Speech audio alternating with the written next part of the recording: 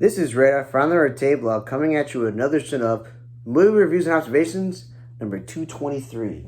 So normally, I'm sorry, these comes out once a week on Saturdays, but things happen. The only things that should happen in the future are busy working and making money, nothing else.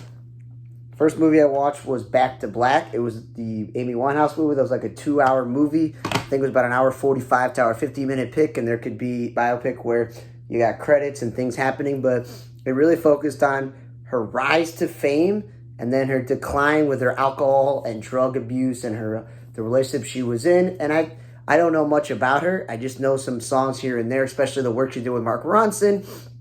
But she was super famous, popular for a very short time, and they decided, hey, want to make a movie about it. There were some actors in the movie I recognized, like the actor who played her dad and Eddie Marsan. So it wasn't terrible.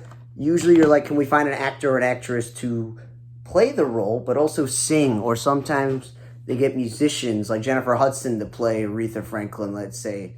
So that's the sort of thing where they do this. And it wasn't that boring. I feel like they centered in on exactly what they wanted to talk about, and they did it. There wasn't that much wasted scenes. There was just, whatever it is. But it was not bad. It wasn't great. I think it was above average representation of Amy Winehouse. They obviously cut out a lot of stuff because there wasn't time for everything, because then these biopics would be like 4 hours long. That would be more of a documentary.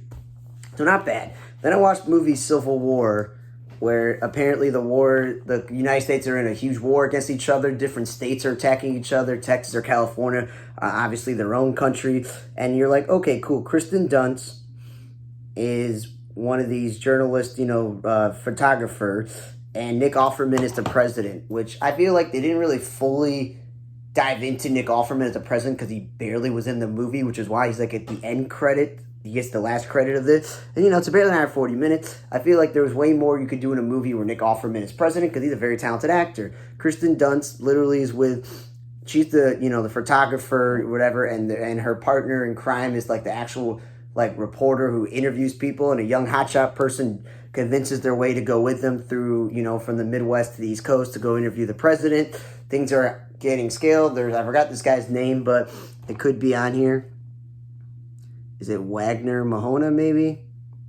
No, it's Stephen McKinley Henderson.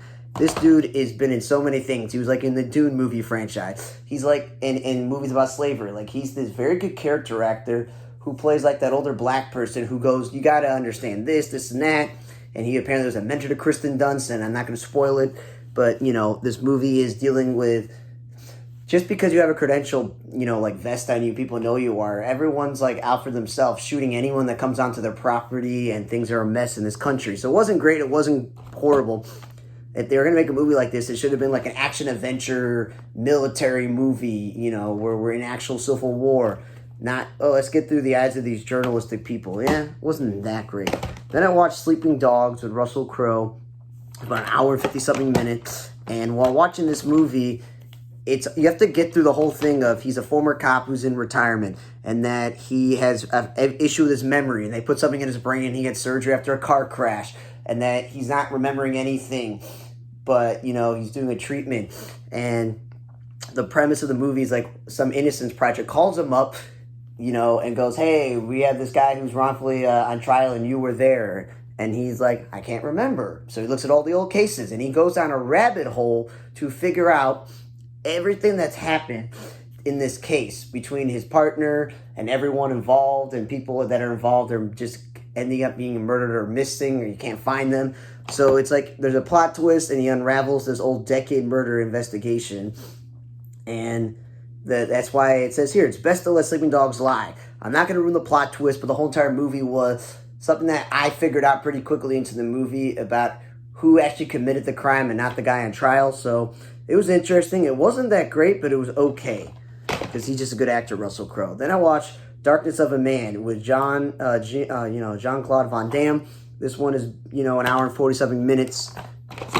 And I fell asleep through it Friday night, not because it's such a boring or terrible movie. It was just, I was exhausted and tired. So I finally picked it back up the other day, where I realized I have to watch 90% of the movie. Point is, I don't know if he's working in one federal agency or federal marshals or a cop, but he's tasked to protect a woman who rats out on her family or her in-laws family, whatever it is. I think it's her family. And her husband was murdered, and she has a baby on the way, and he's promised her, I will do everything possible to protect your kid, because snitching on mafia mobsters don't seem to always work out that well. So the movie starts with him taking care of this random little Asian boy in Korean town. And, he's just out there, minding his own business, kind of retired, not in the scenes. But then he gets involved because this kid gets involved with his family who's involved with the mobster thing. And then he involved the Russian. And it's the Russian versus the Korean. And he's out there trying to save this kid's life, even though he's been, stabbed, shot at. His ribs are broken. He got jumped by a bunch of people. It's like a mess. And I'm like, it doesn't matter how old he is. It just realistically, he would either be dead or confined to a hospital bed. And one thing I will mention is that, rest in peace to Shannen Doherty. She's in this movie, briefly. And Spencer Breslin's apparently in this movie. But when I was watching it, I didn't really,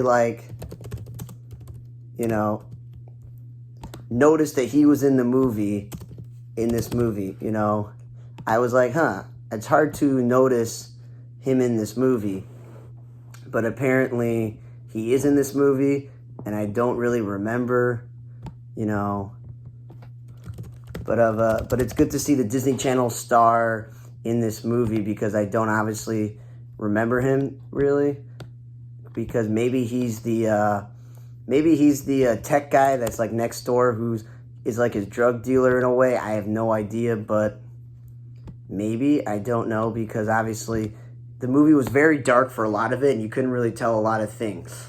And at the same time, Shannen Doherty, I don't know if it's a love interest or she's someone else in his life, but again, little confusing on all the details in this movie for the most part, because you got Christina Loken, who's a love interest. Then you got Doherty's also in there, and then Nick Diaz, this boxer's in there. So it was not great. It wasn't terrible. It just was a little bit confusing and poorly lit. Then the last movie I watched, The First Omen, which they say this is a part of the psychological horror classic Omen film as a prequel. And we talk about a young woman sent to Rome to begin her life, and she deals with all this stuff, conspired about bringing the birth of the evil incarnate. So I can't believe this. I watched a movie a few weeks back that was in Italian for a lot of it, so I had to figure out what's going on, where she gets involved with this scheme of trying to make Jesus his disciple, and they impregnate women, and then she's trying to survive, whatever. And then that's a thing. And then there's another one where they're in a small town, and this lady becomes a pastor, and the whole town has this cult following. So the guy who warns the woman about the weird thing the church is doing, the head of the church knows her, and then there's some other people in this movie that I'm like, are they typecast? Are they playing priests, reverends, or are there all these Christian religious movies? I don't know. These British, some of them are British, some of them are American, and I'm like, oh yeah, Bill Nighy was in this movie. He was the famous person. And yeah, she gets sent here. She thinks she's having a good time.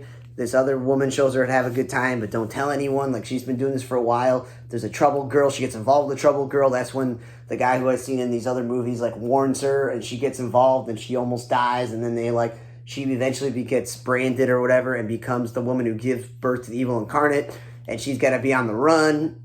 I don't know. It seems like this movie is very, very similar to two other movies that I watched, or in the same universe, and it was just not good, not worth the time, especially for the movie to be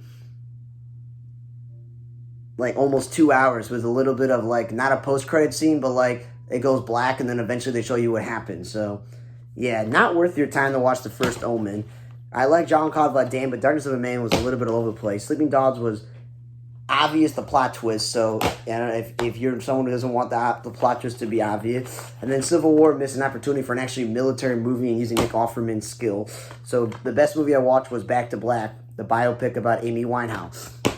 Thanks again for listening to another show of Movie Reviews Face number 223. For On the Reddit Blog, I'm Radar. See you guys next time.